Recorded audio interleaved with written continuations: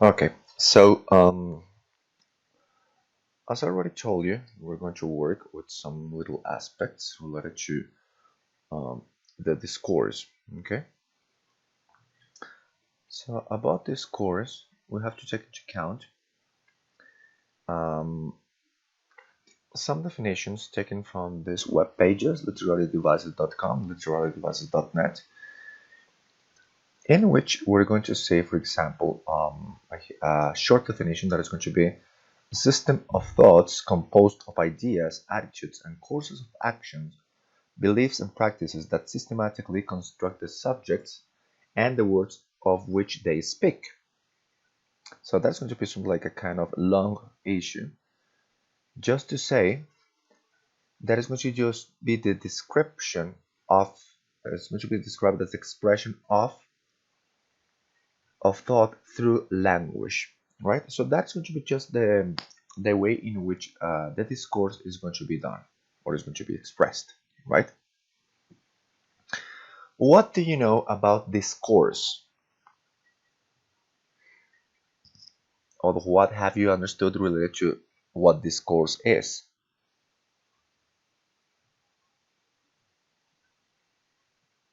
People?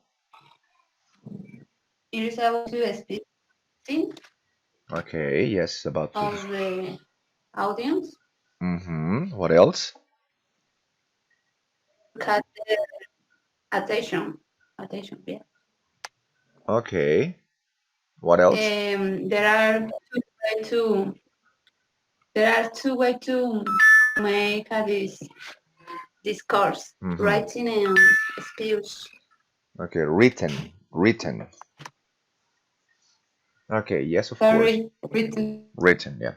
So yes, there's going to be two ways in which we're going to take this into account.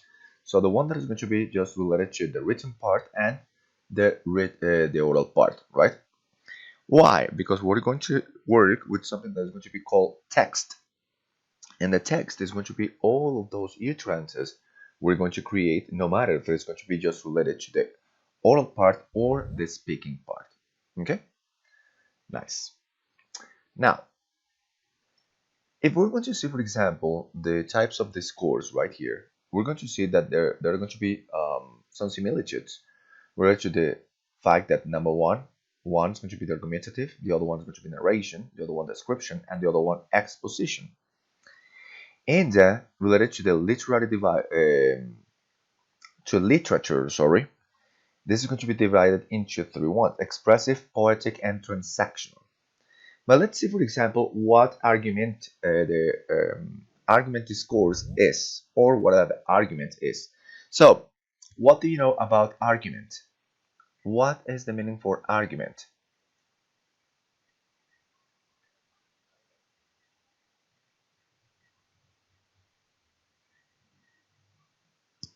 guys, girls? It's an statement.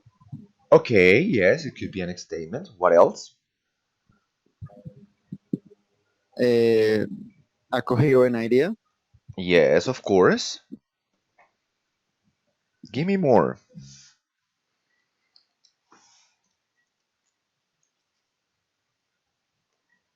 Nobody else? Giving detail. Okay, well, details right here. Like details, no, but we're going to talk about facts, something that is going to be real, right? So here we're going to take into account something that is going to be related to a form of communication meant to convince an audience that the writer of speaker or the speaker is correct using evidence and reason. So that is going to be just the main idea related to what argument is, right? So right here uh, we're going to use valid logic, we're going to use correct reasoning in order to motivate and convince the audience, right? So that is why, for example, when creating an essay, the main issue or the main idea of the essay is to understand, no, is to what? To convince the other that you're right or that you have discovered something. Okay? Now, we have, for example, narration. That is going to be just related to telling a story. That is going to be the other discourse. The other is going to be related to description. And description is going to be related to the 5 senses. Okay. And finally, exposition, right? In which you're going to use a neutral language not to persuade or evoke emotions, right? In this way, we have to take into account another aspect. The ways in which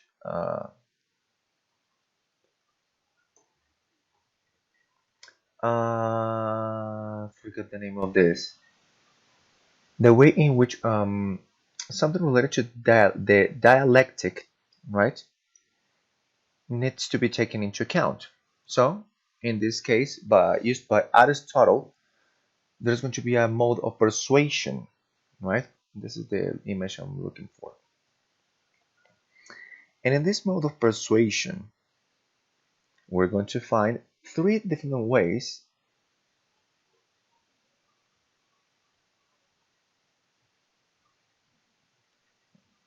of this. So we have 3 ways in which we have logos, we have pathos, and we have ethos, right?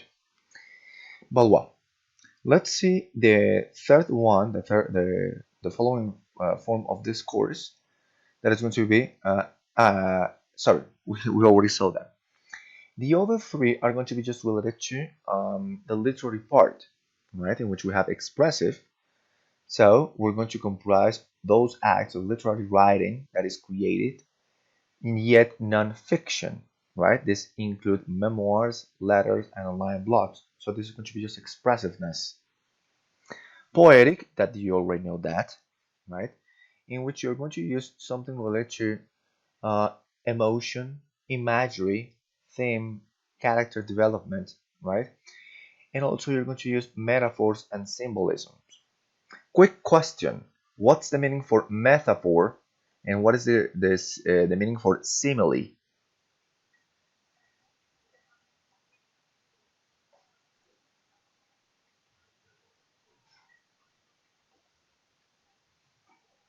I think it's written that way.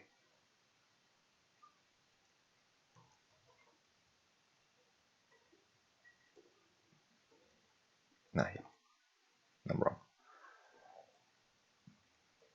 Okay. What could be the what? The difference between metaphor and simile?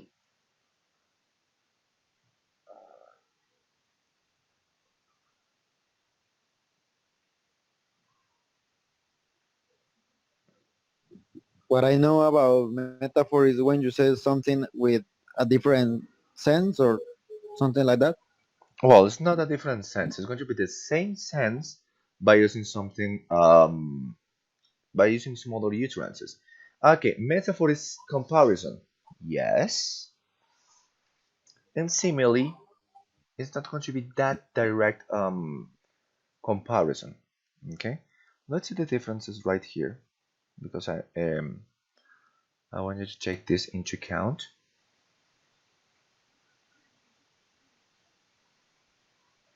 Okay. So when we're going to talk about, well, all of those comparisons are going to be okay, but a simile is going to have this kind of comparison in a direct way. Example, we're going to say like or as. Okay. Example, strong as an ox, fit as a fiddle, bright as the sun, sweating like a pig, white as a sheet, right? His heart was cold as ice, slipping like a log, fast as the lightning, dance like no one is watching. Okay, so there's going to be a direct comparison, right? So in the metaphor, it's going to be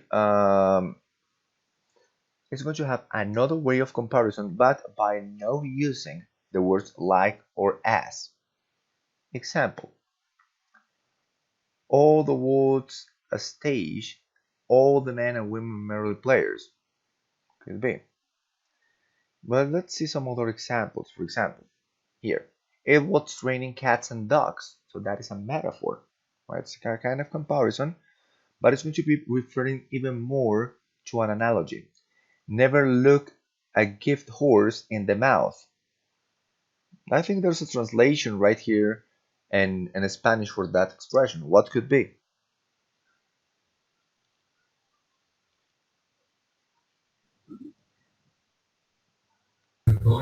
No idea.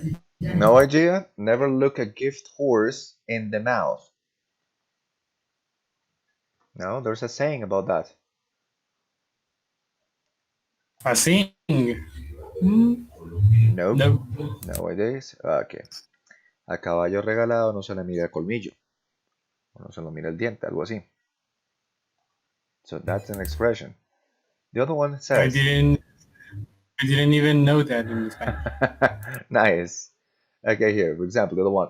People who live in glass houses shouldn't throw stones, right? Then the other one, a watched pot never boils. Or don't pull all your eggs in one basket. So this is going to be just, for example, metaphors that are going to have some like a kind of comparison, right? And this is going to be part of the speech too. This is part of the discourse. Okay. So therefore, we have exposition, narration, description, and argumentation, right? Let's see some examples here related to the discourse. Something short.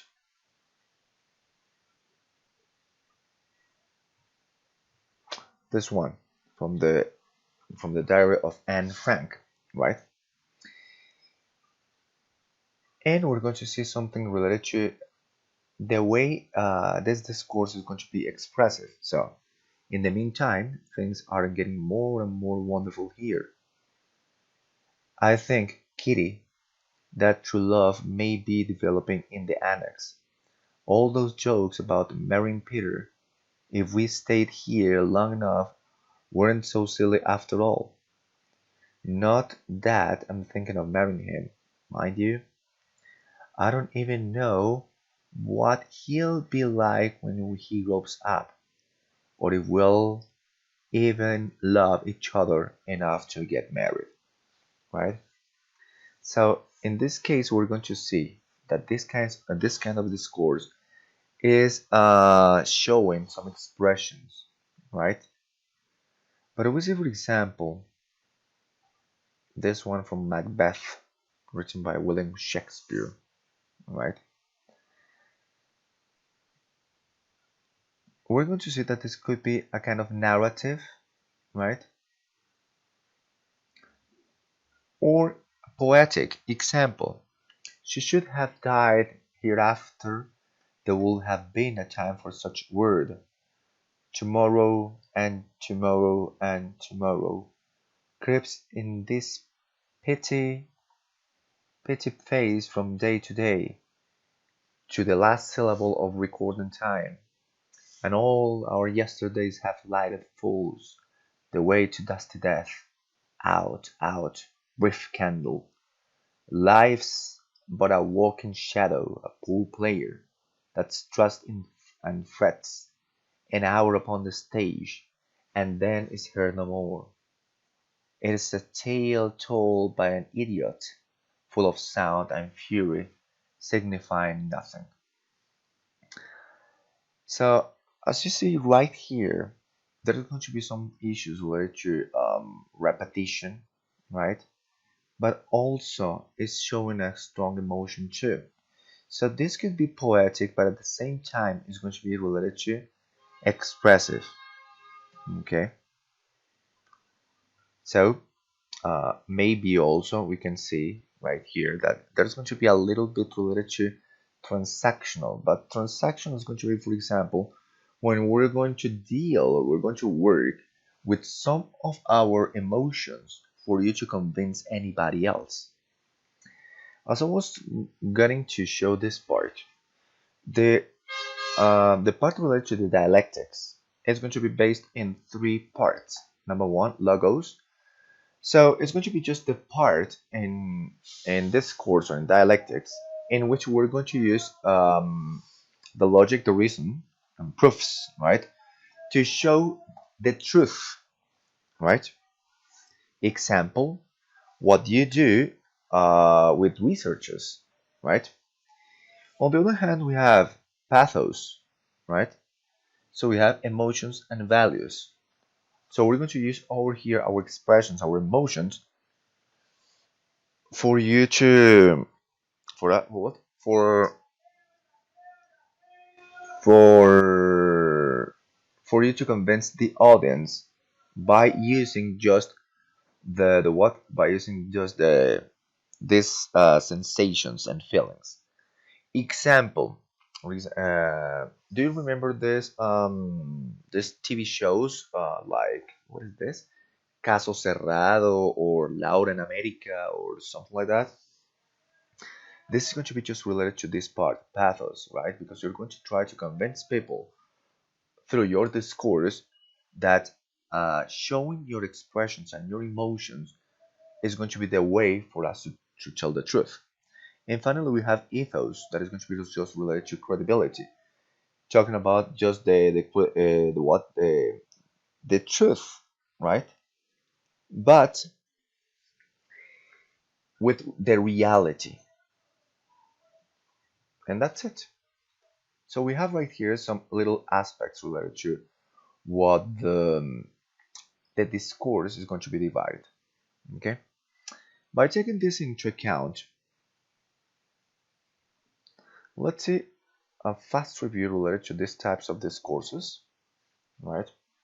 So that is going to be a rhetorical mode, and this is going to be just divided into speaking and writing, which we have right here something related to the narrative, the description, the persuasive, argumentative, and expository discourses, right? The narrative, as we know, is going to be just telling a story, right? In which we're going to see some features like the point of view, right, in first person or third person, depending on the way the story is going to be done. We have the characters, the setting, the plot. If there's going to be a conflict and if there's a resolution, what could be inside something that is called the climax. Then we have the descriptive, right, in which we're going to use something related to sensory images, right, or descriptive words and phrases, right? So we're going to make we're going to make the reader feel, smell, taste, and see or touch in a very descriptive way for him or her to get to know what the author was feeling at that moment. The persuasive, as you really know, is going to be just the act of convincing the reader or the listener, right? And that's it, right? So there are going to be just persuasive techniques, right? In which you're going to see that, such as in advertisements, we have the argumentative writing, or we have something that we see every 3 to 4 years that is going to be political campaigns, right? And this kind of persuasion is going to often be tied to the way in which emotions are going to be developed. The argumentative part right here is going to put in a logical manner and supported by facts all what we want to share.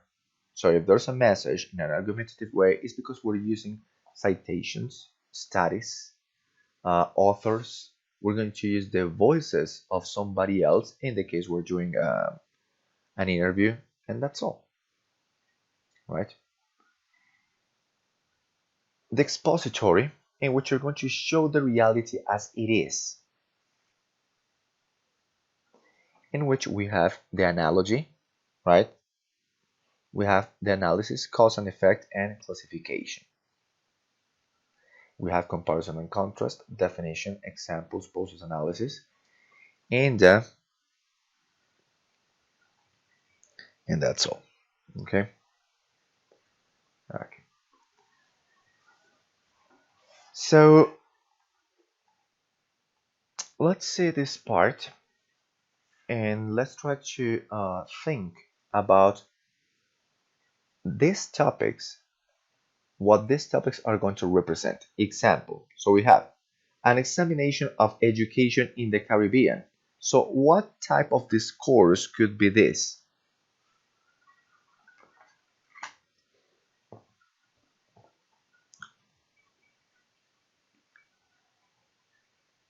People?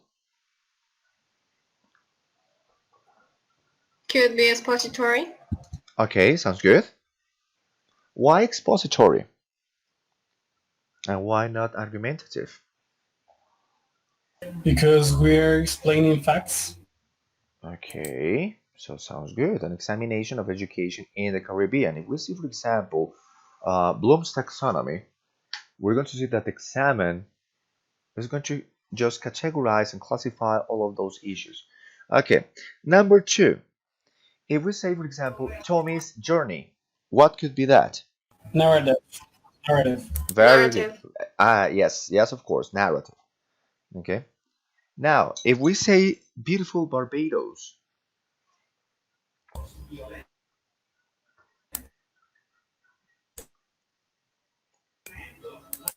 beautiful Barbados, what could be that?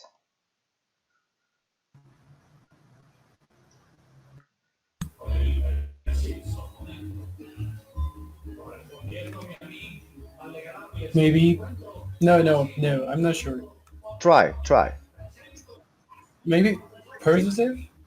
I would say descriptive because we're putting over there Descriptive. an adjective, beautiful by Barbados, right?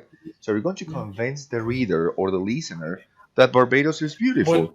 But how are we going to? but that's persuasive because you are going to convince the reader. Okay, we're going to convince the reader. Yes, of course, it's going to be persuasive. But if we're going to show the reality, or we're going to say through the senses, why is it this is beautiful? You're going to use a lot of you're going to use your senses here, right?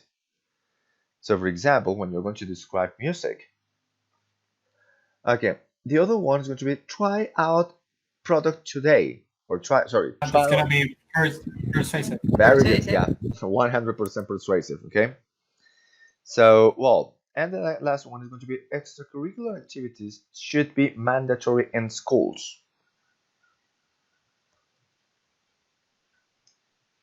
What could be that? To me, it is argumentative. Very good. Argumentative. The first one was, well, yes, could be argumentative, but something's missing. Could be argumentative, but it goes far beyond that. When you say should be mandatory in schools, you're adding right here your viewpoint, and here is going to be turned into persuasive, right? And when we say, for example, an examination of education in the Caribbean sounds even more argumentative, right? And that's okay. Let's see right here. Identify the discourse types, right? So you have to pay attention to number one, the purpose, right? Then the main idea and the speech, right? Of this speech, sorry. Then the type of language used. If it is going to be argumentative, you're not going to use slangs, right? And finally, we have the way the information is organized. So by taking that into account, we're going to perceive what the kind of discourse is this. Combinations of discourse types. So we can combine these discourses, right? But there's going to be some like some combination of paragraphs inside the discourse. But of course, there's going to be only one that is going to predominate, that is going to be the dominant factor, right? So, for example, if we're going to use the argumentative part, but we're going to use some persuasion or some of the persuasion, clearly the dominant part is going to be the persuasive discourse, right? You're showing facts, but in the end, you're defending your idea and you're telling someone else to believe what you're saying, right? You're going to persuade somebody else to think about what you're thinking. And that's all. Okay? Nice. I'm going to share also, what happened here? No. I'm going to share also right here some issues related to the way in which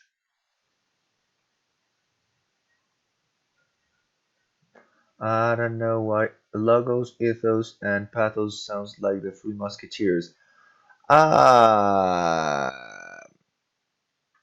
because it sounds like Porthos, Aramis, and I forgot. Porthos, Aramis, and no, D'Artagnan is the other one. Athos. Ah, yeah, Arthos. Yeah. So yes, maybe because of ethos and pathos, but come on, now my memory is failing.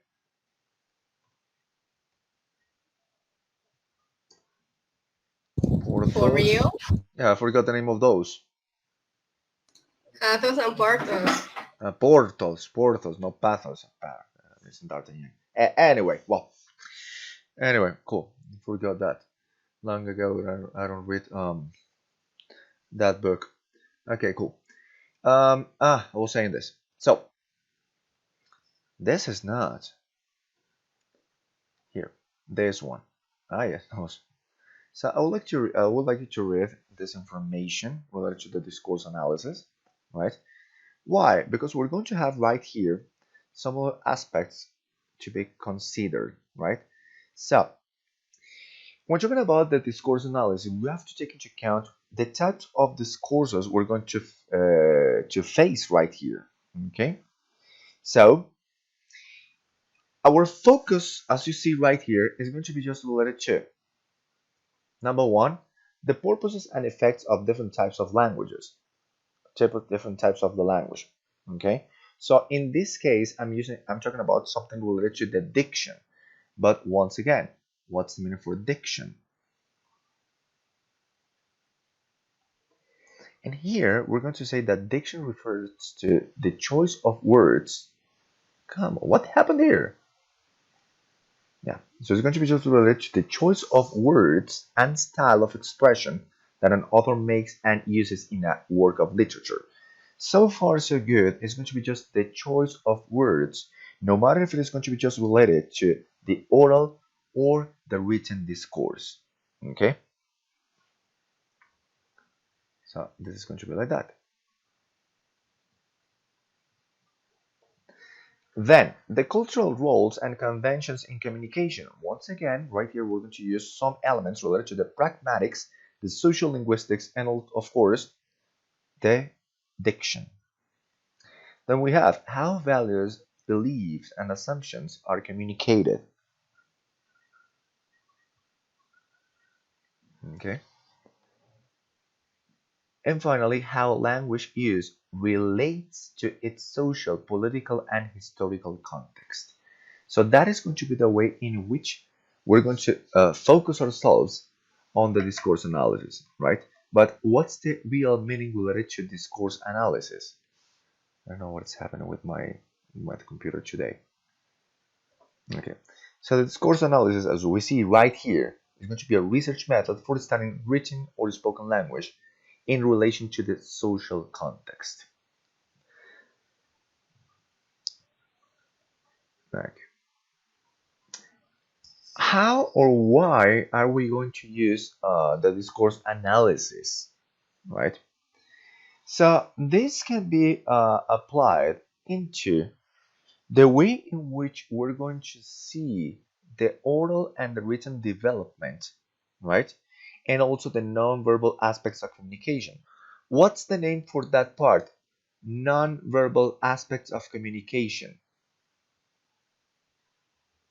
There's a specific name for that. Forgot. What is that?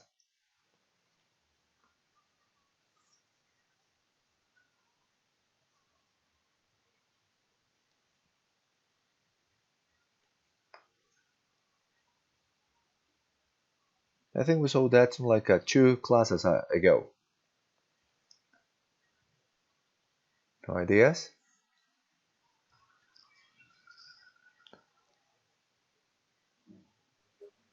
Nope.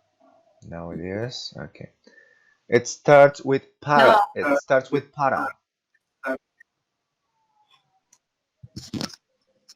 Paralinguistics. Thank you.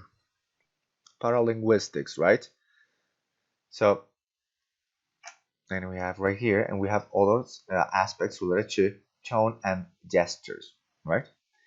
Okay, so right here, what we can use in order to create this analysis, right? So the corpus that we're going to use, so it is going to be just related to books, newspapers, and periodicals.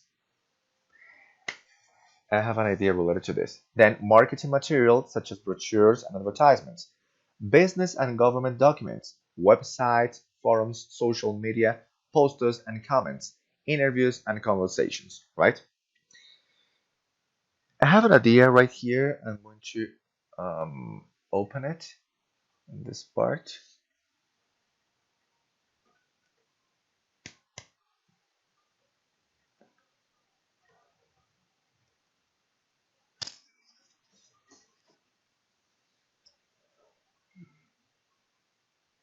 And I'm going to open this one.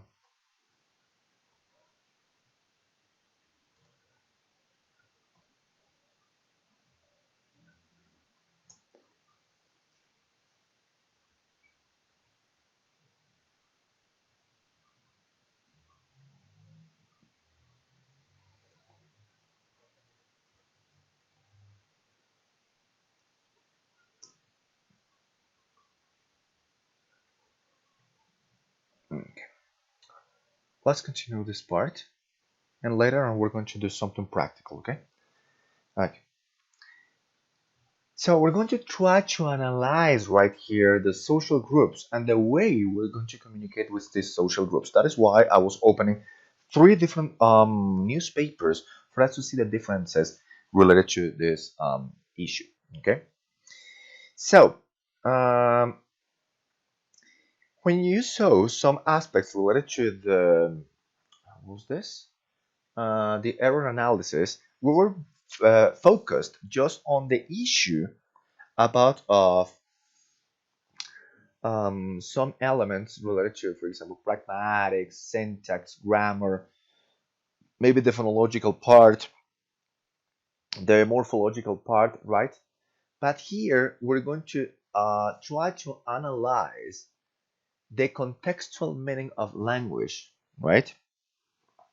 So, for example, when we see some expressions, like for example, the one that I told you before, this kind of metaphor that was, what is this? Um, Something not like to a gift horse. Do not watch the mouth. Forgot that, right? Uh, can't forget that. Well, I just close it, right? Or for example, it's raining cats and dogs. So in which context are we going to use that, right? So we're going to use right here the level of communication and what is going to be analyzed in this part. Okay. So we see right here, for example, the vocabulary, grammar, structure, genre, nonverbal communication, and conversational codes. For vocabulary, we have, for example, the words and phrases, which are going to be analyzed for ideological associations, formality, and euphemistic and metaphorical content, right? Example, this new reaction in Facebook that is called, what is that? Care, I think. In Spanish is, I don't know. I have Facebook in English, so I don't know what is going to be the translation in Spanish. Like me importa, something like that. I don't know. You correct me. Yeah, it is. Okay. So in which we're going to use it at an euphemistic way, right? And going far beyond what the real meaning could be. Okay.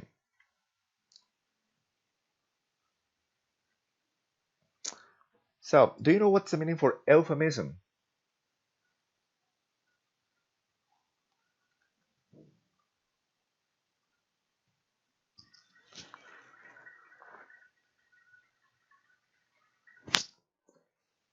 People,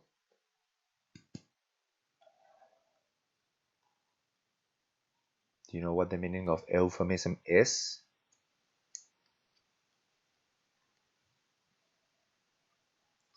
It's going to be an indirect way for us to refer to something, right? So, for example, in this case, when you give that reaction to any post like me importa, it could be taken like you don't care about that at all, right? Okay, nice. Then we're going to use the grammar. Come on, what's happening with my computer? Then we're going to use over here the grammar part,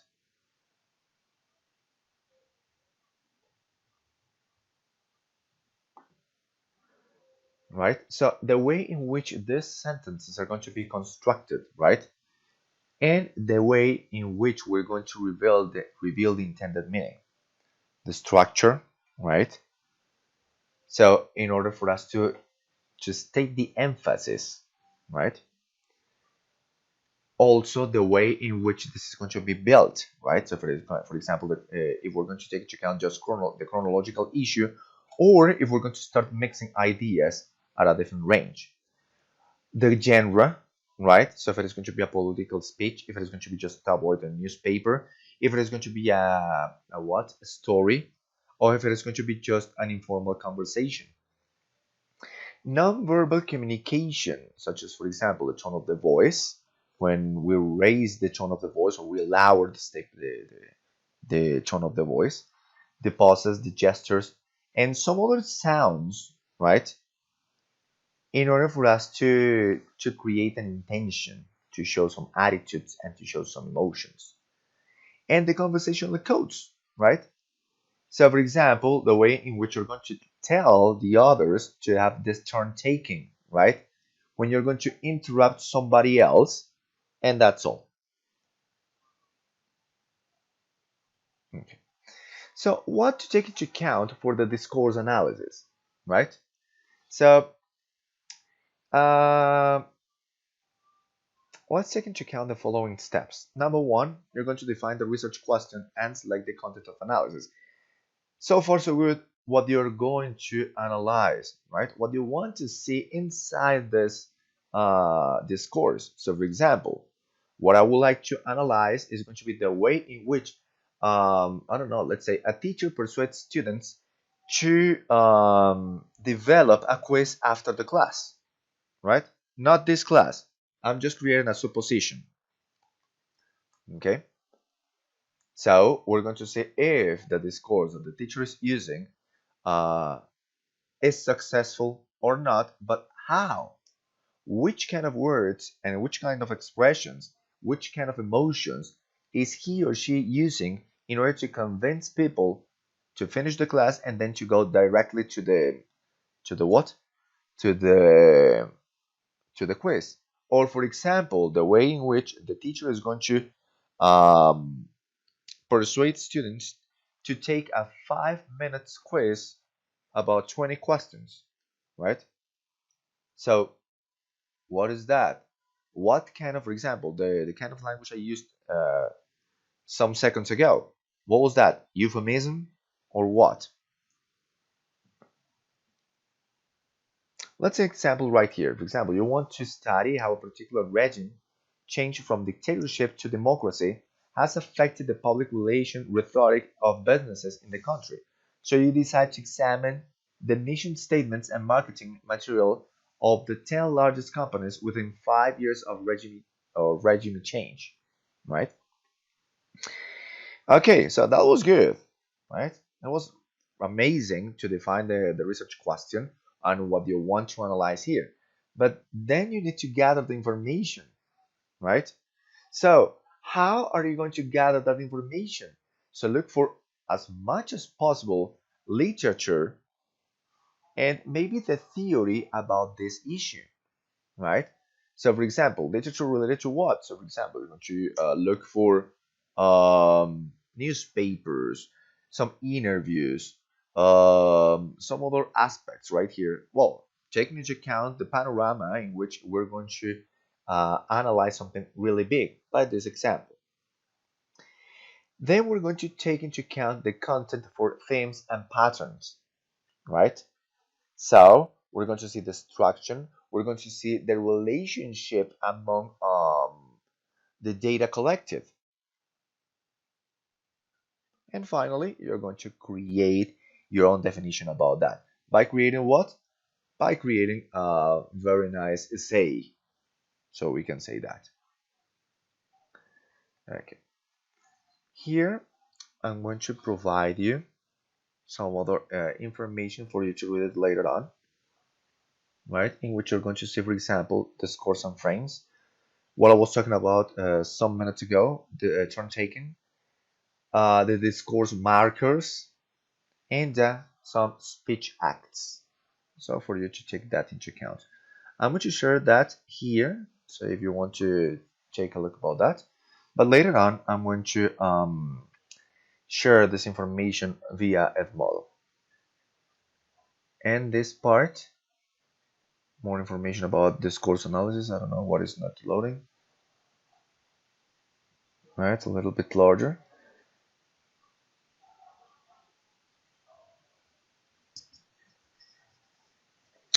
This was the issue that I was trying to look for.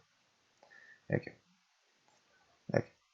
Let's see right here what discourse analysis really is. So, number one, this looks at conversations in their social context as it was stated before, right?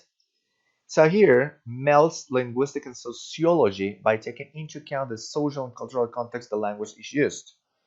And also this can be used by businesses, academic researchers, or the government, or anything related to the way in which communication is going to be um, accomplished.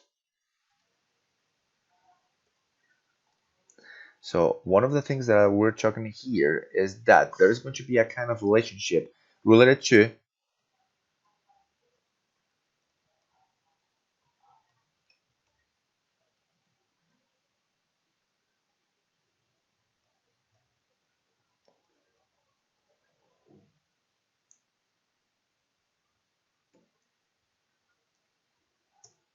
right. So there's going to be something related to neurolinguistics programming and discourse analysis. Okay, so number one, neurolinguistics programming, the way in which we're going to use successfully the language in order um, to use all the contents inside, sorry, all the linguistic contents for us to have a very clear, understandable and persuasive and yet argumentative discourse.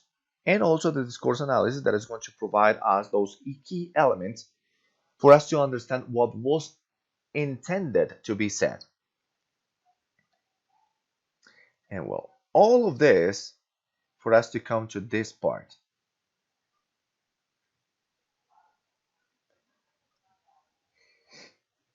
Okay, so let's say right here this critical discourse analysis, and then we're going to see right here some aspects. Number one, what is going to be discourse, right?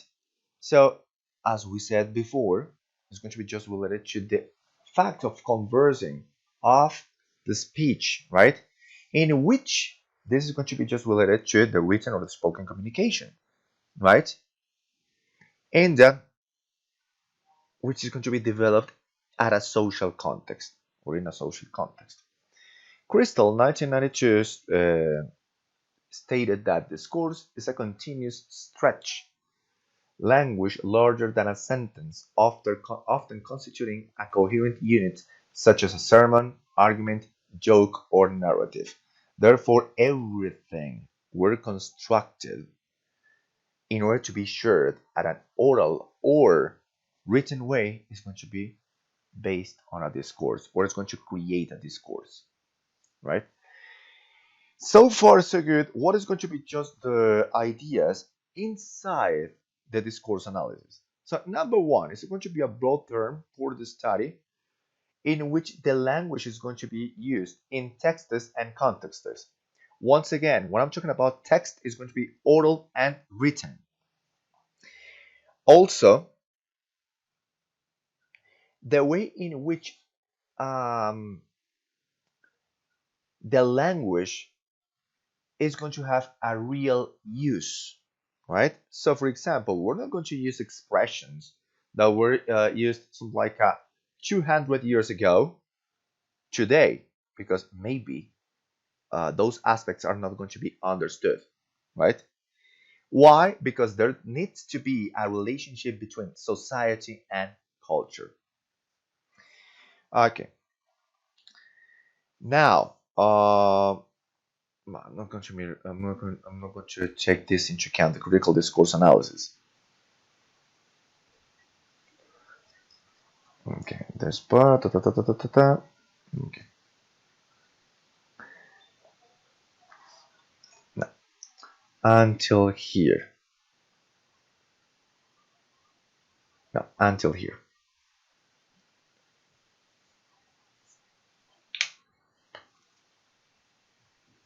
Okay, this is the other part.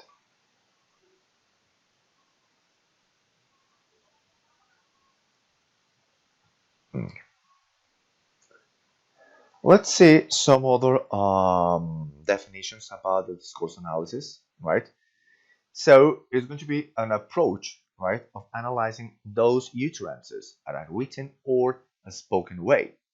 Brown and Yule, 1983, they said that it's going to be just an approach of analyzing these utterances, and Stubbs, 1983, also was concerned on the way the use of these languages were going to have an impact inside a social context, right? So in which, as you know, the communication is going to have this kind, sorry, by creating communication, we're going to have a kind of interaction, right? And what could be intended beyond that interaction? Okay, so as we saw before, there are going to be some levels, right? Or there are going to be some ways in which the discourse, that the discourse analysis is going to be taken into account. Number one, we have that the discourse is going to be far beyond one sentence. Discourse is what I'm creating now. Discourse is what you're doing maybe now by chatting some of your friends, right? Discourse is what you listen to somebody at your favorite TV series, right? That is going to be a discourse. But teacher, there are some discourses that are going to be improvised. Yes, of course, right? Not all the things are going to be just prepared, are going to be produced. No, there's going to be interaction, right? Okay, in which the third point, we say that the discourse constitutes the social, distinguished knowledge, social relations, and social identity. So we're going to take into account that in some cities and some towns, the language, although it's going to be the same, there are going to be some variations in it. Okay, example, I'm going to use right here two elements. Number one, the way in which people communicate in Bogota and the way in which people communicate among themselves in Barranquilla. Is there a difference between the discourse, the informal discourse created created by people from Bogota and Barranquilla? Of course, Give me examples.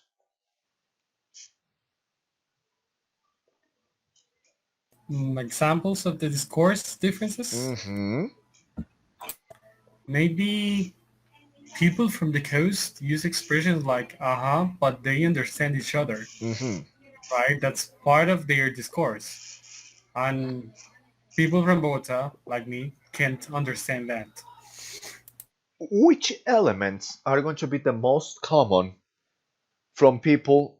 No, sorry, are going to be. I'm going to rephrase my idea.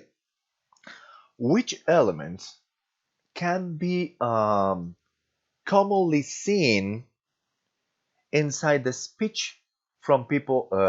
Yeah, from people from Bogota.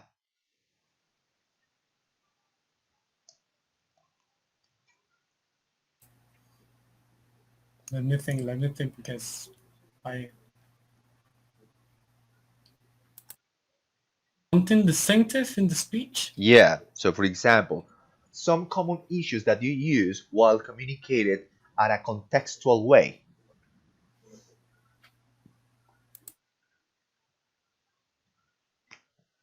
Okay, let's jump that. For example, people from the north coast. Is there going to be any particularities when creating this discourse?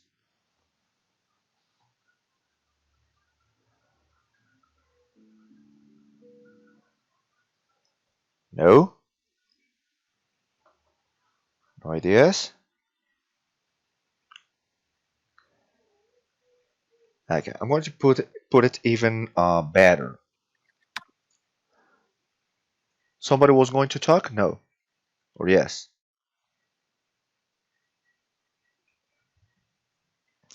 Is there a difference between the way in which people from Cucuta and Bucaramanga are going to create their discourses?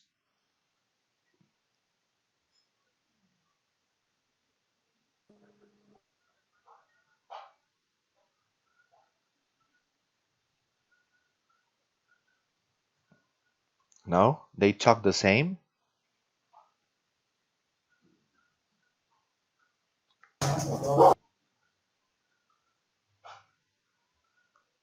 Okay.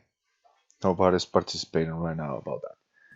But is the thing, for example, I don't know how to give an example about that. Okay. Right? Maybe I think I understand the topic, but to give an example, or truly example, Okay. no. I'm going to rephrase it. Okay. For example, um, every town or every city is going to have a word that is going to encompass lots of meanings inside it. Example, for people from Cucuta, they're going to use toche, and people from Bucaramanga, they're going to use this word pingo, right? Are there other words related to those examples from other places? So, for example, in other places they use bobo, bobada, right, in order to refer to a different contextual ways by using the language. No ideas?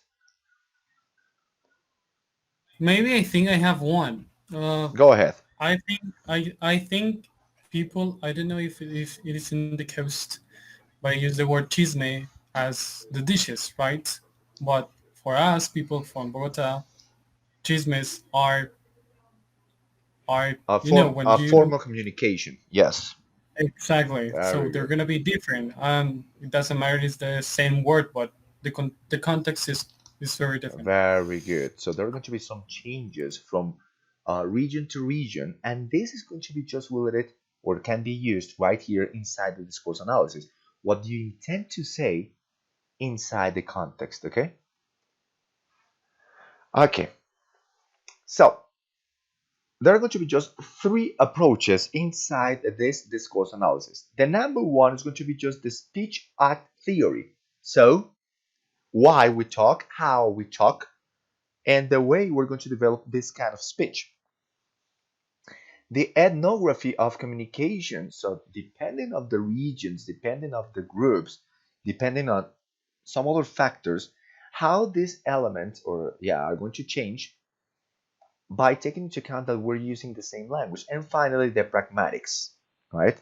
So how to use these expressions or words at a real context, right? But what we have to take into account uh, uh, when talking about discourse analysis is this segment right here, that it discusses not only about language itself, but also how it relates with society, culture, and thought, right? Example, there is not going to be an equivalence or a similitude on the way a person with a PhD talks and the way a student from high school talks too. There is going to be a huge difference. And here we're talking about at an educational context, right? So here we have to take into account that the linguistics, the social linguistics, and the psycholinguistics are going to have a relevant role in this part. Okay. If we're going to talk about something related to this speech act theory, we need to cite Austin, right? It's 1962, related to the way or something like the speech act is going to be just the way in which we perform our speaking, right? So we're going to try to analyze particular linguistical issues for us to know if the people are using the language at a right way inside the context or if they are just using it in a different way, right?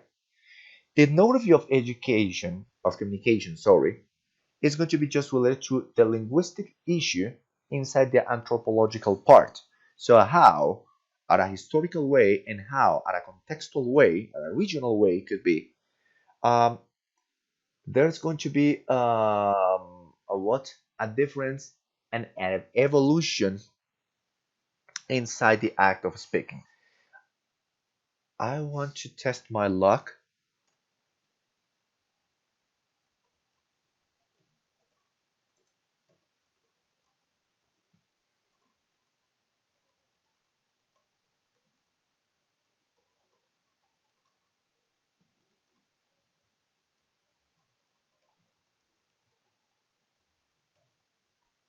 I want to test my luck.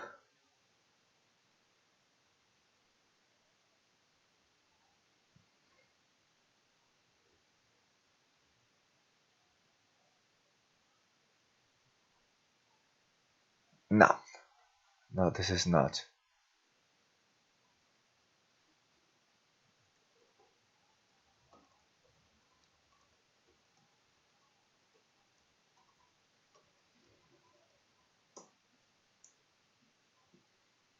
No, no, I forgot. Some years ago. Seriously, learning how to speak in Paisa accent? No, it's because something like I forgot the video. Later on, I'm going to show to look at it. In which there's going to be a difference at an ethnographical way. How? There was a kind of 67, 50, 60 old years old, sorry, woman, um, talking about some expressions, and there was a guy about his 20, 25 years old, and they were talking with the same accent, with the same intonation, but they were using some different expressions, right? So, meaning that this ethnography of education is going to be based also on the generational issues. I remember when I watched that video that the old woman said something related to, and I think I have used this example in the previous classes, something related to, me gustaría ir a la avenida a pegarme un lamparazo, right?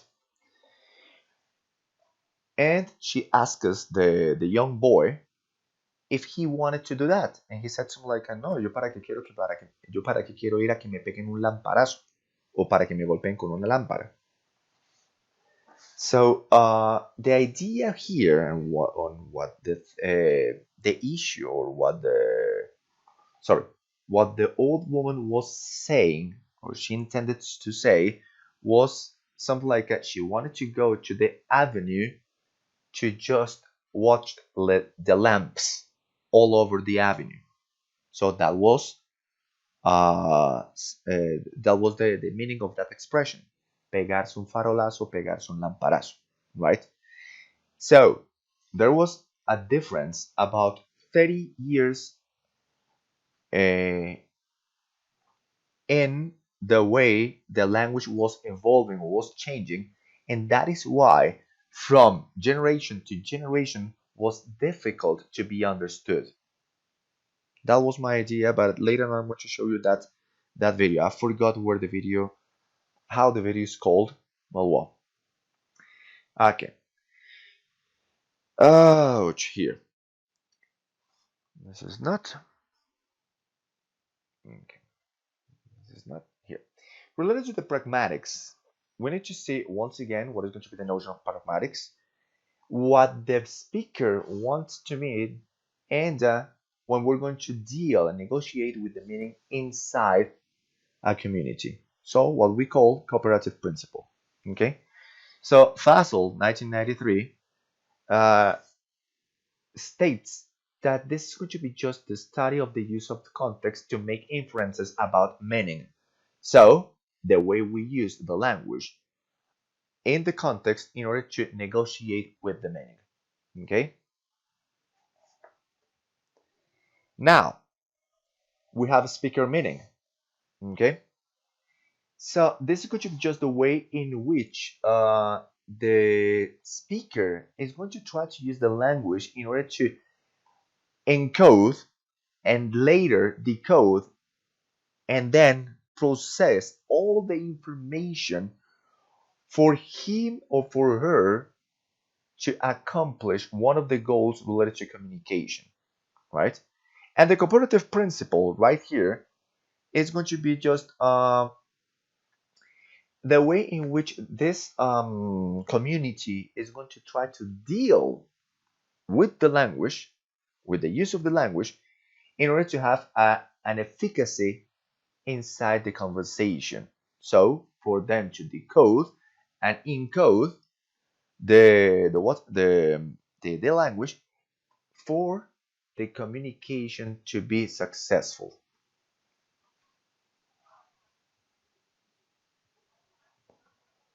Okay.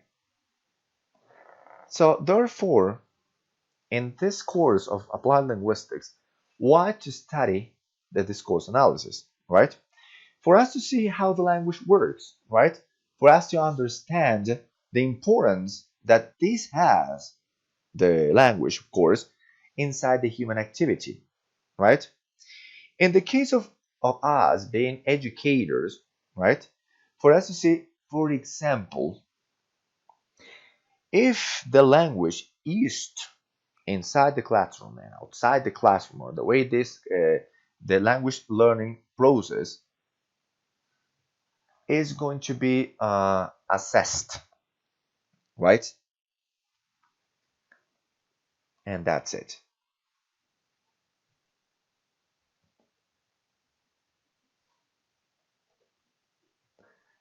And those are the issues related to the discourse analysis. This is even more profound, but I would like to show you some excerpts from here. This is not this part here. This is what I wanted to show you. Okay, so as I was telling you before, there's going to be just some approaches, right, related to the discourse analysis. The first one is going to be just related to the sociological part, the social linguistics, the second one, a philosophical way, then the linguistics itself, and then something that we're using nowadays that is going to be the artificial intelligence. I know that you have played this game, and I'm going to start from this part, the artificial intelligence. You have something installed in your cell phones that is going to be predictive text, right? And I know that you have played a game, something like escriba las siguientes palabras y deje que su autocorrector complete la frase, right? So for example, let's play the game. I don't know, let's go to WhatsApp if you can, and write something like yo estudio lenguas extranjeras porque, and then try to use 4 or 5 more words by using the predictive text. And let me know what you got.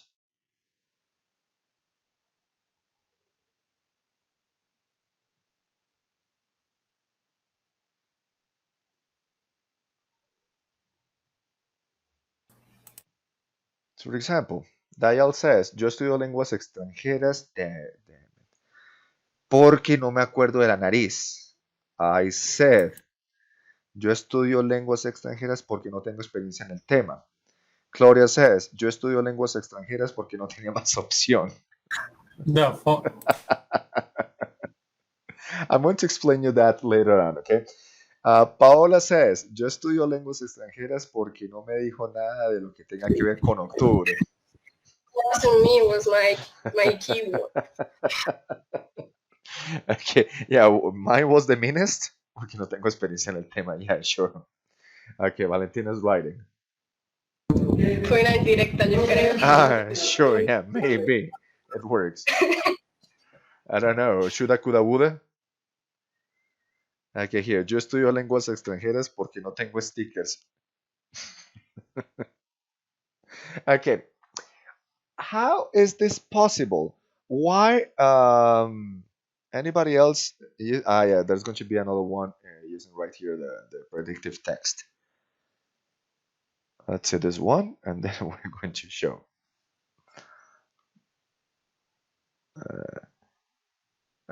Cool, nice. Using my stickers.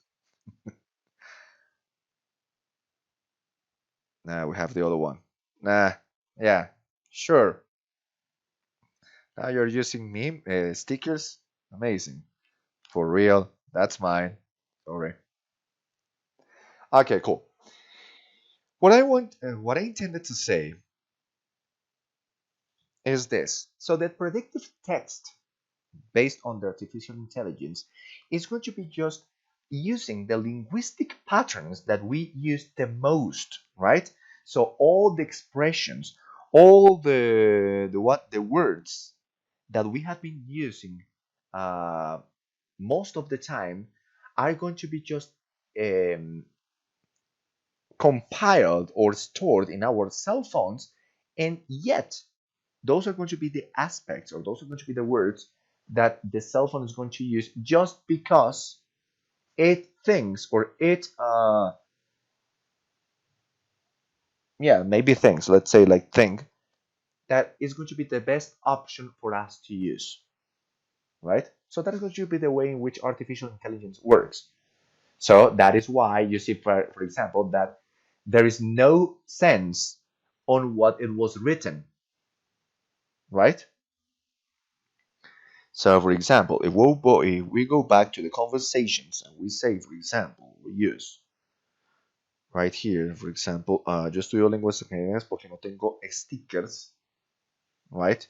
So, is there a pragmatical intention here?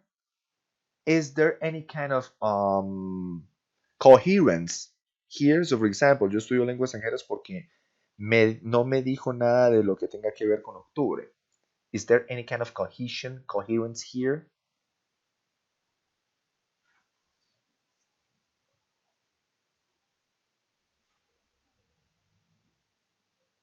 No, right?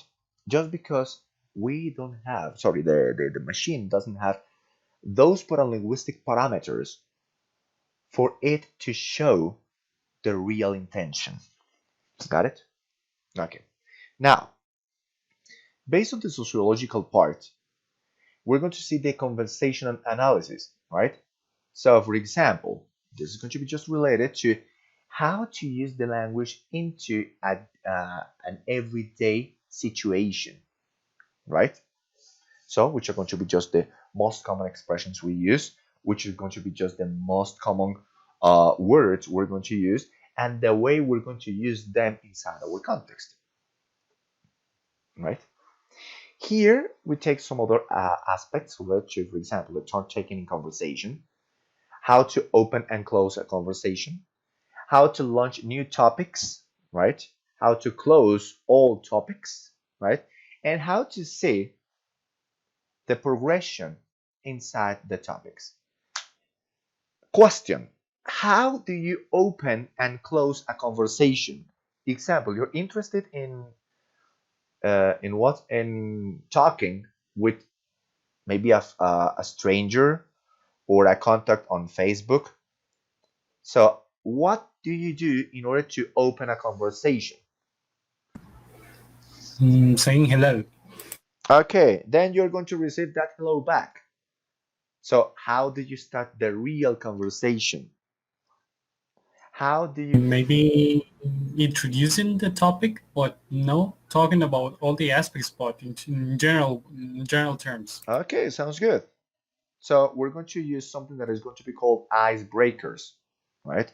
So try to talk at a very interesting way, at a sociological level, for the other person to be interested on talking back to you, right?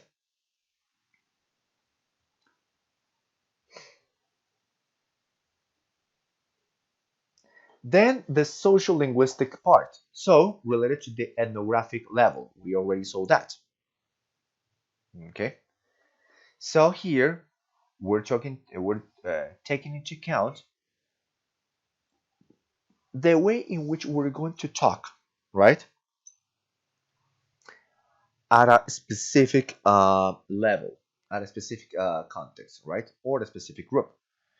But here we're going to seek for analyzing who says that to whom, when, where, why, and now, and how, sorry, right? So right here, we're going to take into account some other aspects inside the social linguistics and inside the ethnographic issue. So number one, the setting scene. Number two, the participants. Number three, the end or the objectives.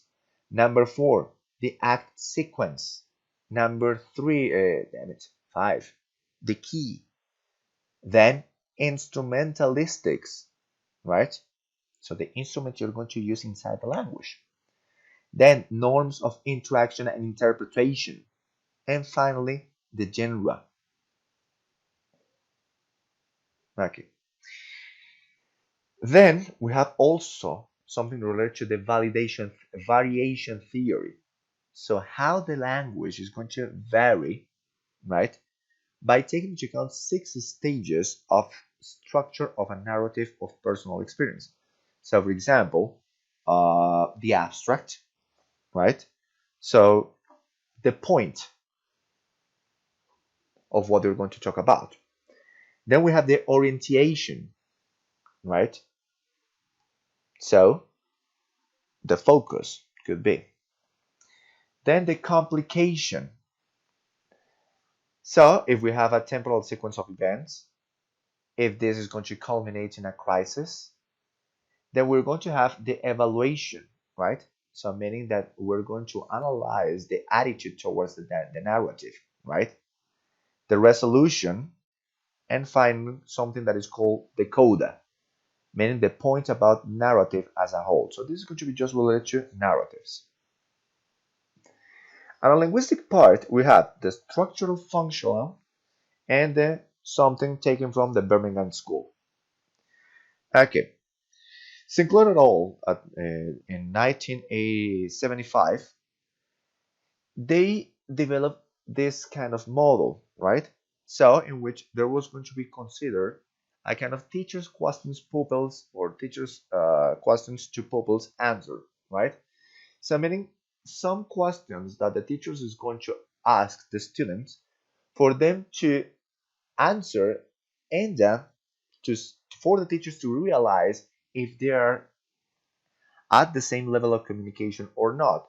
What we can talk or what we can say about that, if they're talking in the same language or inside the same channel. Okay.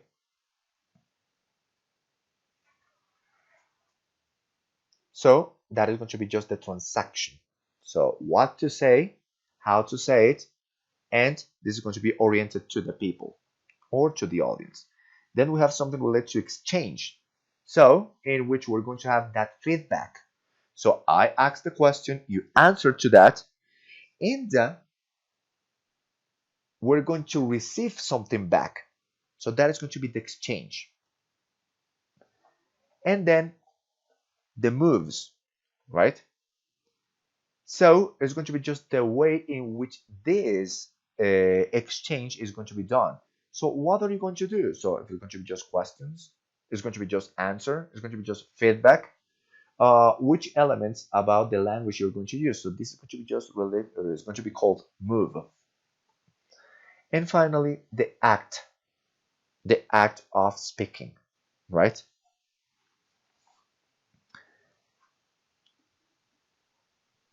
There's not, and there's not. Well, man, this is more of the same, but I'm not going to talk about that anymore. Okay, cool. By now, what have you understood related to the discourse analysis?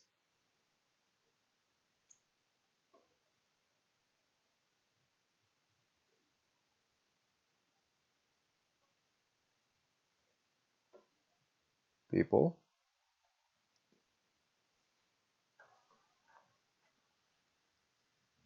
guys, girls, what have you understood related to the discourse analysis?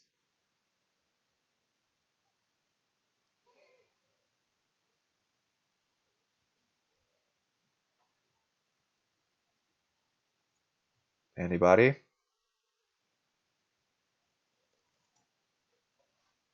To me, it is a way to analyze how people use the language. Okay, that's it. What else? But it can be in oral ways or in writing ways. So you can study the language itself into through a discourse. Very good, that's it. Anybody else?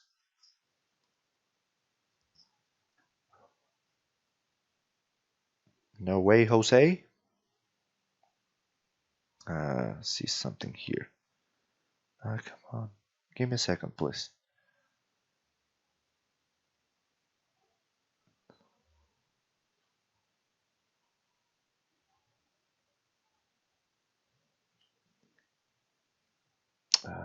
Jesus Christ.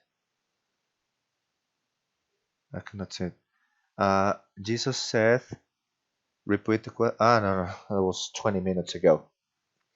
Okay. So, once again, for us to take into account this part of the discourse analysis, let's do this. Number one, we have talked about the concept. Number two, the content of the language used, right? So the situational context, the background knowledge context, or the contextual context. Then the approaches, right? So we're going to analyze a conversation. We're going to see the ethnography of communication, or we're going to see the pragmatics, in which we're going to see the cooperative principle and the speech act.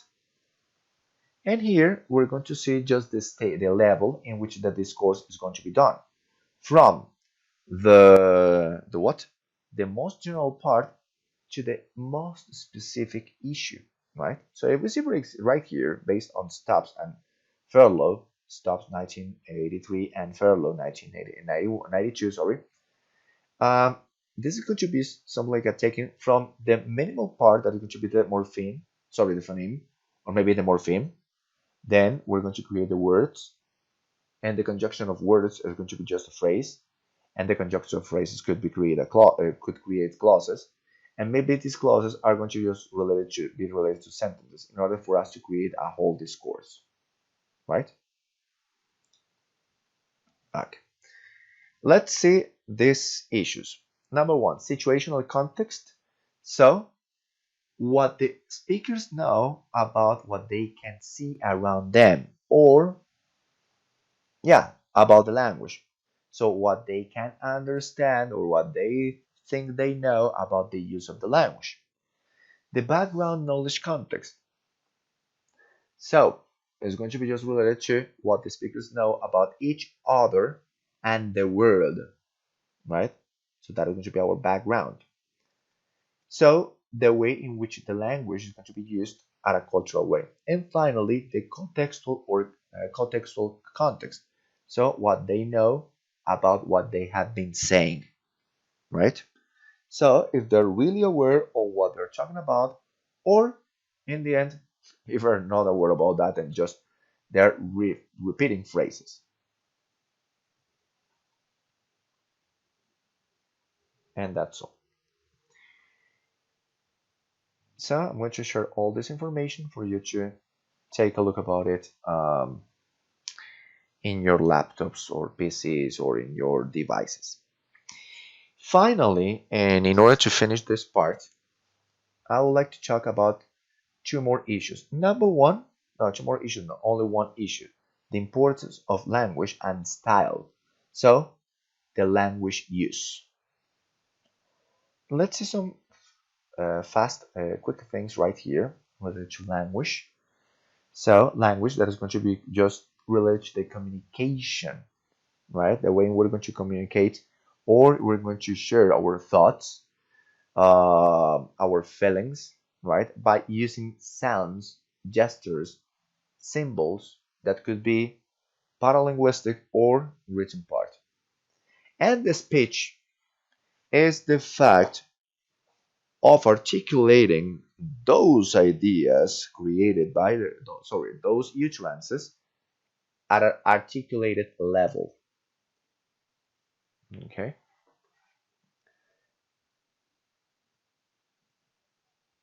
Okay. This could be useful for something related that what we saw related to Stephen Krashen about the what the language acquisition process.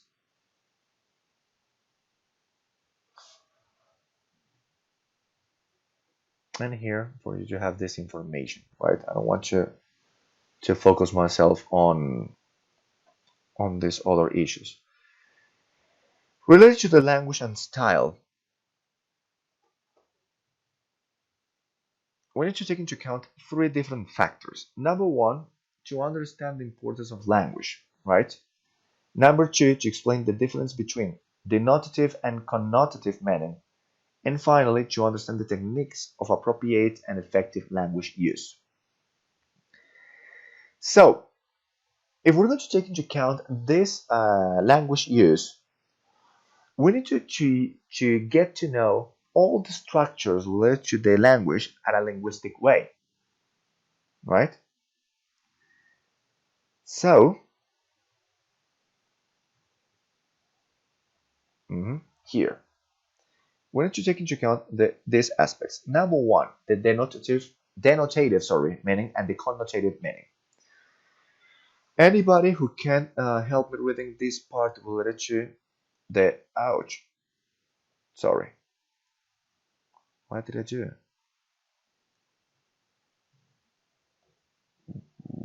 Here.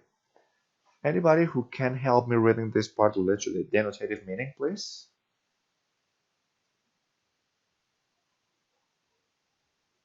Denotative meaning is the specific meaning as associated with a word. We sometimes refer to denotative meanings as dictionary definitions. The definitions provided above for the word blue are examples of definitions that might be found in the dictionary. The first dictionary was written by Robert Crowley in 1604 and was called Table Alphabetical. This dictionary of the English language consisted of 3,000 commonly spoken English words. Today, the Oxford English Dictionary contains more than 200,000 words, and it was according to the Oxford University Press in Yes. 2011. Thank you so much. So, for example, if we see, for example, right here, the concepts related to the word blue, right here, this part, right? So, let's say this part. Example. So when we write the word blue, we may be referring to a portion of the visual spectrum dominated by the energy with a wavelength of roughly 440 to 490 nanometers, right? So we're talking about one of the meanings related to that, one of the denotative meanings, right? Now, it could be inferred that also blue is going to be just an equal mixture of both red and green light. Remember that the colors of light, the main color of light, are going to be red, green, and blue, right? So if we mix this red and green, therefore we're going to get blue, right?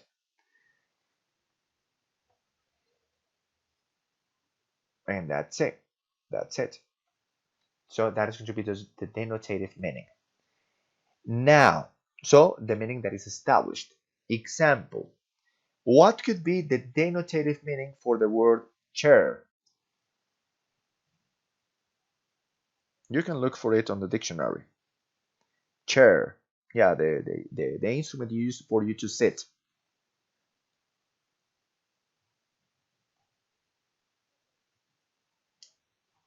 Anybody?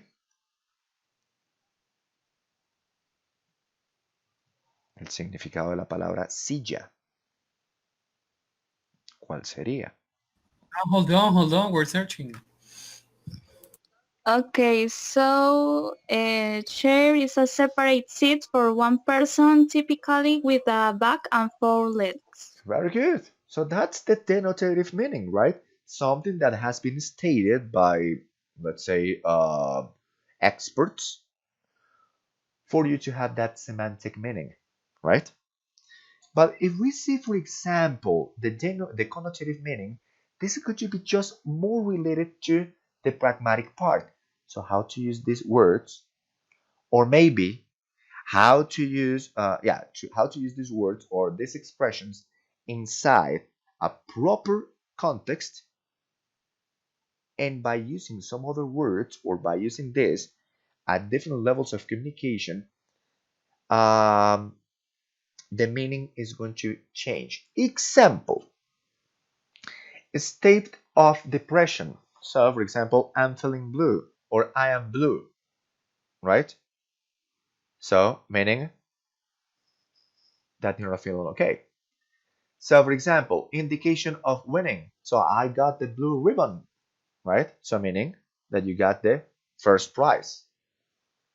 So, for example, side during the Civil War. So, we have the blues and the grays. That was in the States. Or a sudden event out of the blue. So, it came out from nowhere, right? So, that is going to be just the connotative meaning. Meanings that are going to be just created because of the context, as it can be also associated with what we can see in our context, right, in our surroundings. So for example, if you see a blue uniform, a military blue uniform, so you have two ideas. Number one, there's going to be people from the people working at IMPEC, or maybe Marines, right? So it could be like that. For example, if you see, for example, a blue uniform right here in Pamplona, so it could be intended that there are going to be a uniform belonging to La Presentación High School, right? So those are going to be just the related, the connotative meaning. So what you can interpret just because your context is telling you that there is going to be a relationship between the word and the reality, right? And the denotative, it is because it denotes something, right? It is going to have a semantic meaning. Now, yes? Did you have a Question. Is there a difference between the connotative, how do you say it? Connotative meaning and metaphor? Or No. are they- Metaphors are going to be, well, no. Even better, yes. Metaphors are going to contain that meaning, right? So, for example, when you say it's raining cats and dogs, the real meaning about that's going to be it's raining so hard, right? So in Yes. Spanish, we say está lloviendo a cántaros. So the connotative meaning, just because that is going to be used at a pragmatic way, is going to be that, right? There's going to be a connotation, not a denotation, a connotation for us to understand the meaning of what we're going to communicate. Example, let's use some other things. Denotative meaning. What is this? I forgot the word. Um, Energúmeno in Spanish. Do you know what's the meaning for the word energúmeno? No. No. Look for it. Energúmeno. Sin H.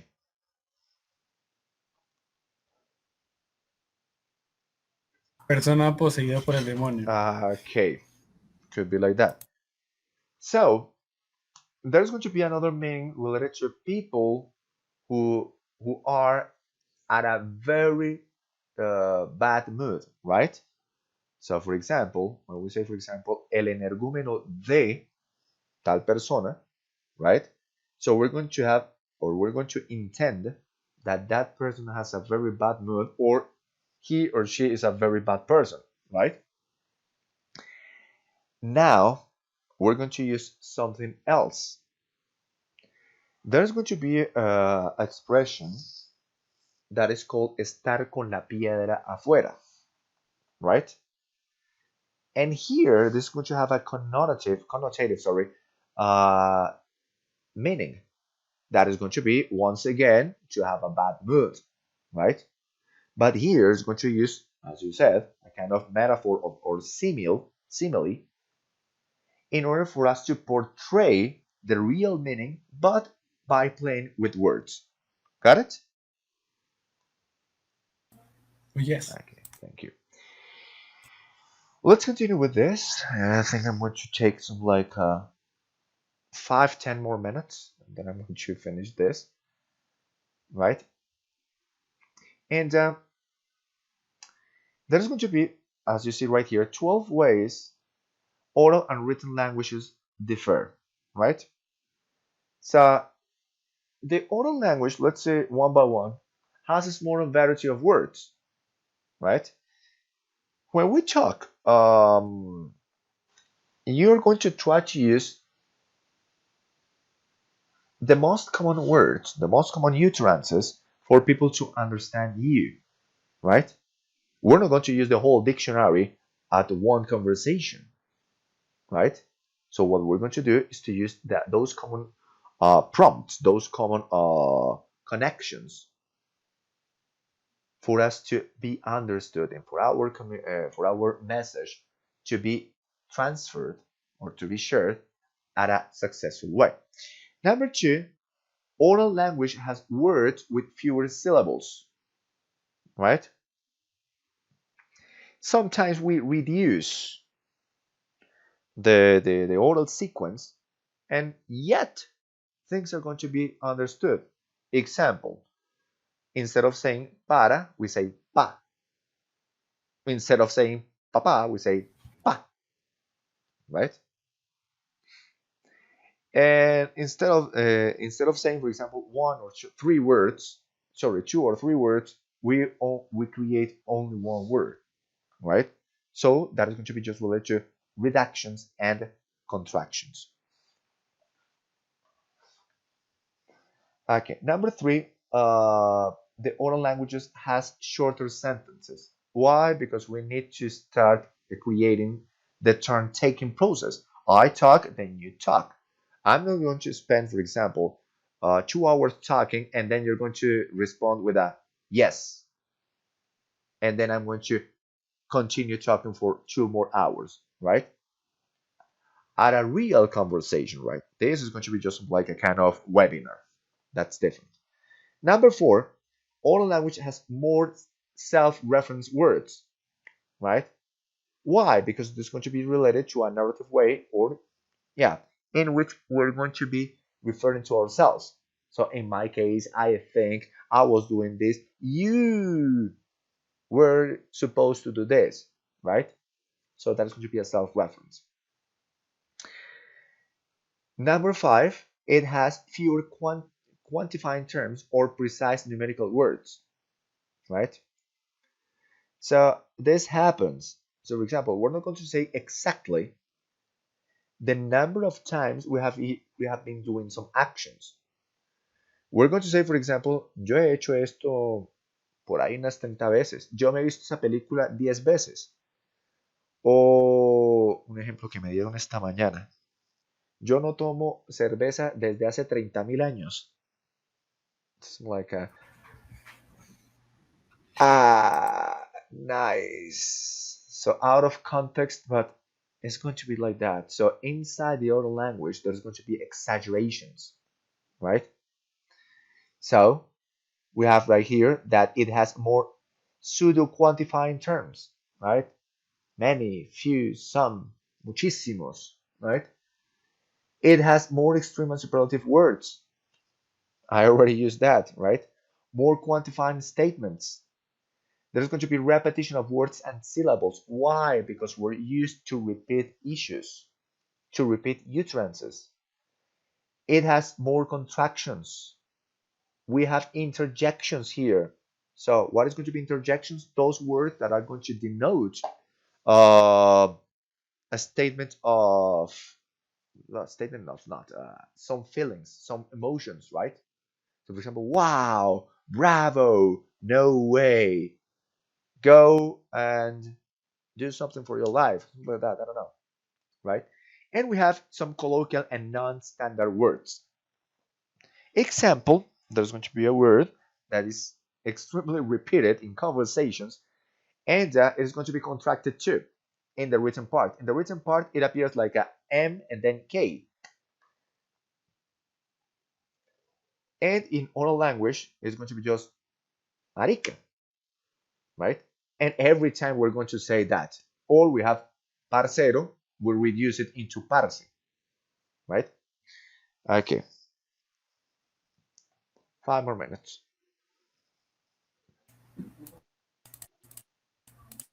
So finally, we have here using language effectively. I'm not going to talk about this topic anymore, right?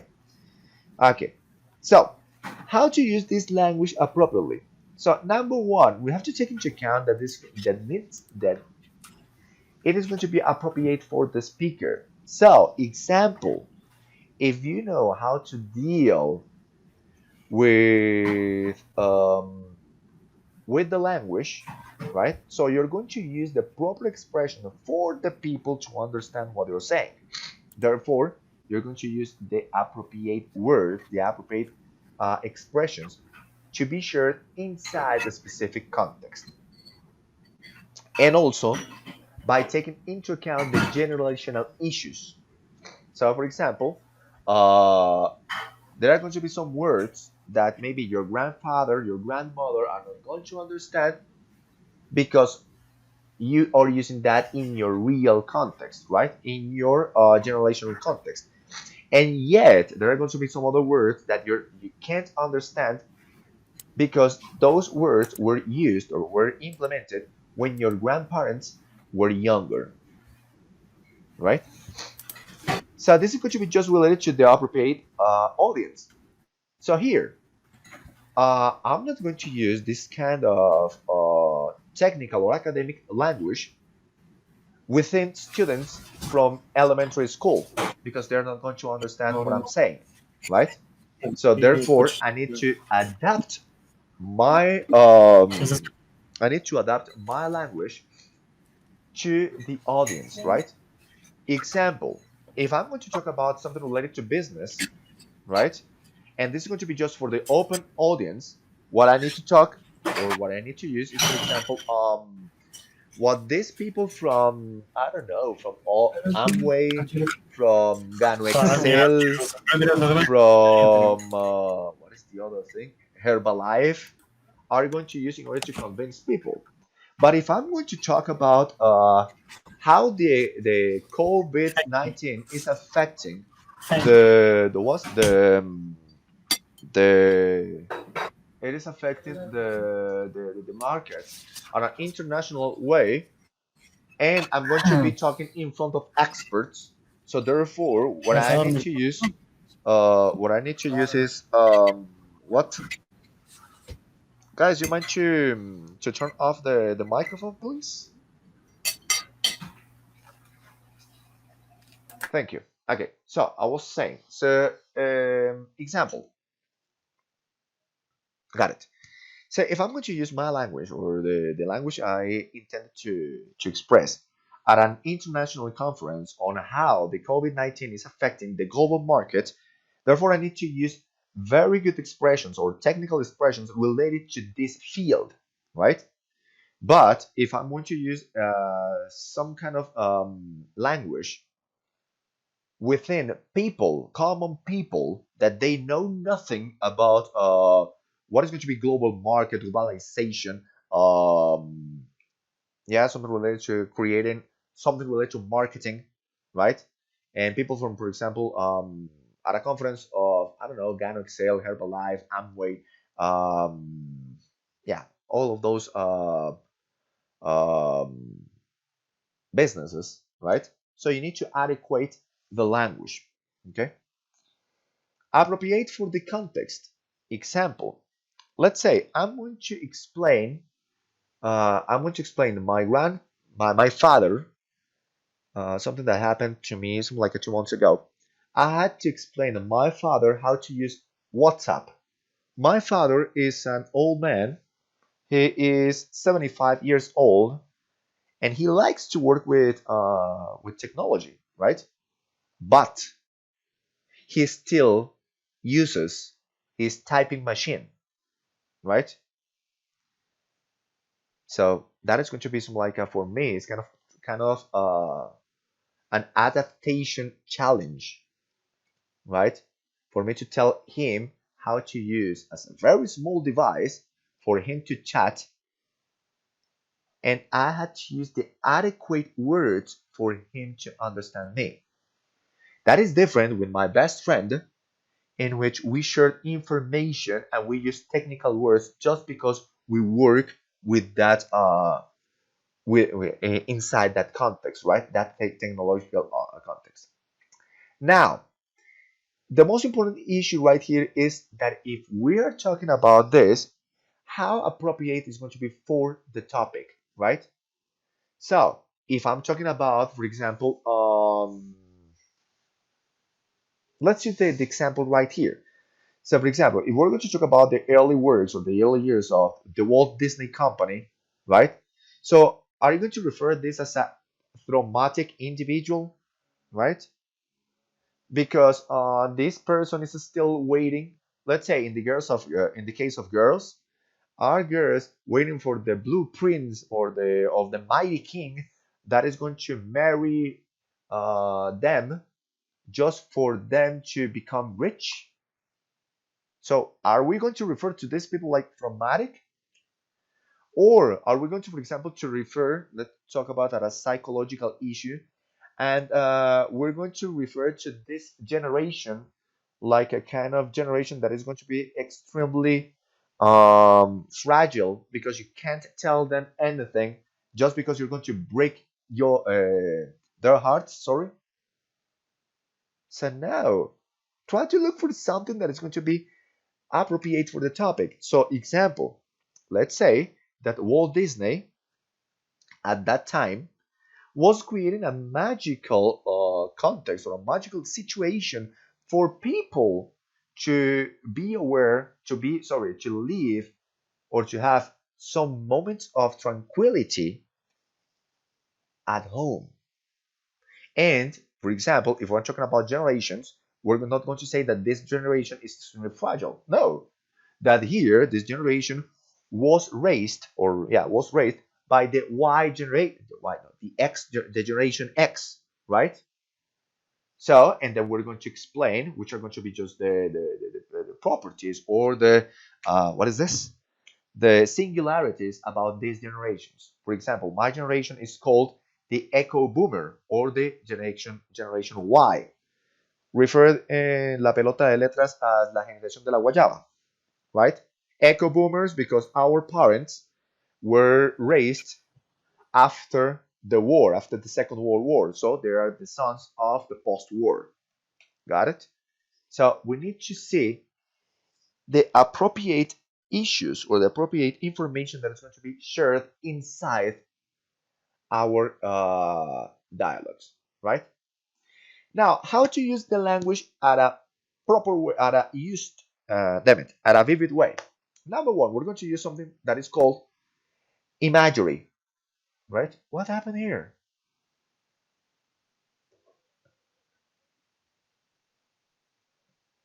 Ouch. What happened here? Sorry. This computer is kind of crazy.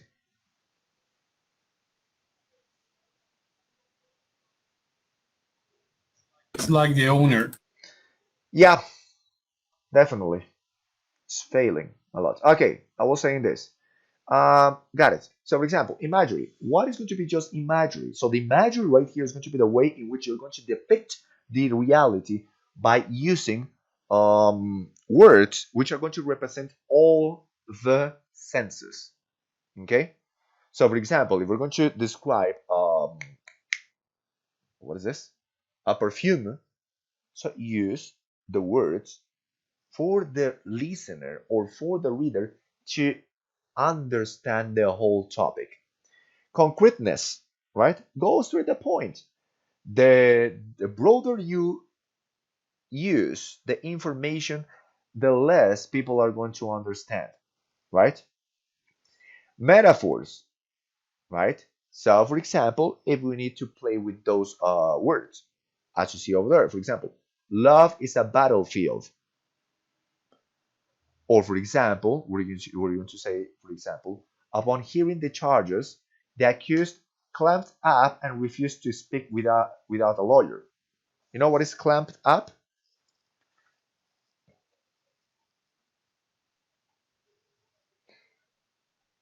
Lo que hacen las ostras cuando sienten peligro, que se cierran, eso es clamped up. And every year, a new crop of activists are born. So we're using this kind of metaphors, right? In order to say what? In order for us to describe or to depict a language or to depict a message at a very motivating and interesting way, right? The rhythm. This is extremely important. So the rhythm is going to be the way in which you're talking. So it needs to be extremely interesting, right?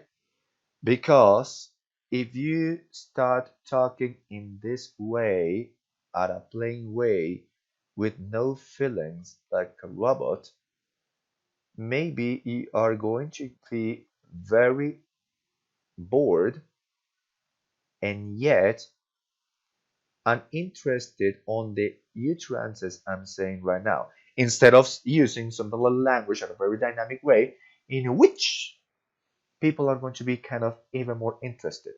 So you can raise the tone of your voice or you can lower it just because you need people to pay attention to what you're saying. Right? We have parallelism, right? So we're going to use sequences right here. We're going to create some parallels, right?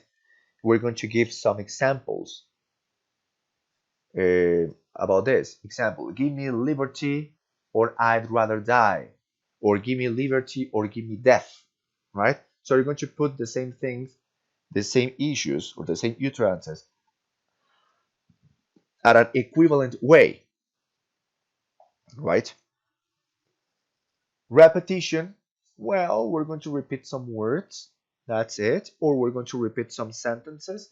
We're going to repeat maybe some utterances or some expressions for us to create a state of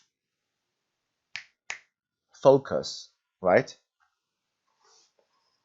And well, and we have some other things like here, like alliteration, assonance, the use of inclusive language, gender-specific language for nowadays, right?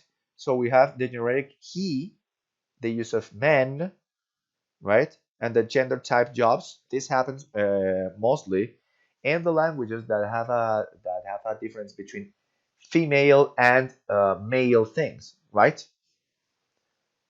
So, for example, she's a woman doctor, or he is a male nurse, right? So we need to use that. Also, the ethnic identity, the sexual orientation, the ability, and well, I'm going to stop right here. I'm going to share all of this information via model for you to have a what a clear image on what I have been talking. And so far, so good. This is all the issues that I have for today, right? And that's all. So I think I'm going to stop the recording here, and that's it.